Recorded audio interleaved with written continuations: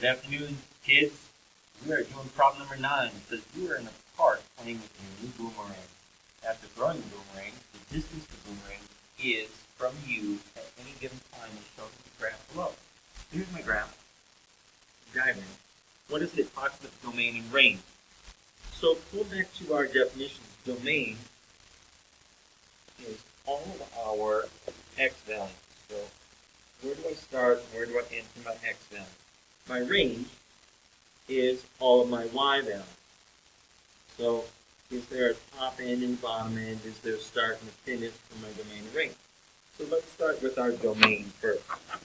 Our domain starts here at 0, okay? And our domain is dealing with time.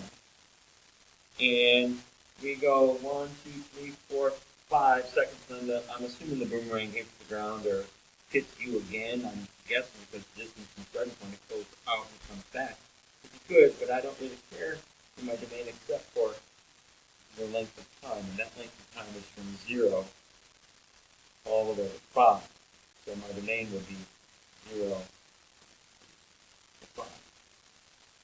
They are not using this notation over here. Over here, they're saying, what type of x is go between? That would be from 0 to 5. So I'm going to eliminate everything that doesn't have an x value from 0 to 5, which would be b and a. So both of these contain the criteria for my domain. Now let's look at our range. Our range is our y value. So I'm starting here at 0, and then I'm going to go all the way up to it looks like 100. How I would have written that would be from 0 to 100 is my range. So I come over here and I look at that and I go, range is not written in that format. It is in this one over here. So I'm going to have to go from 0 less than or equal to y, the y value of the range, less than or equal to 100. That gets rid of this one and this one.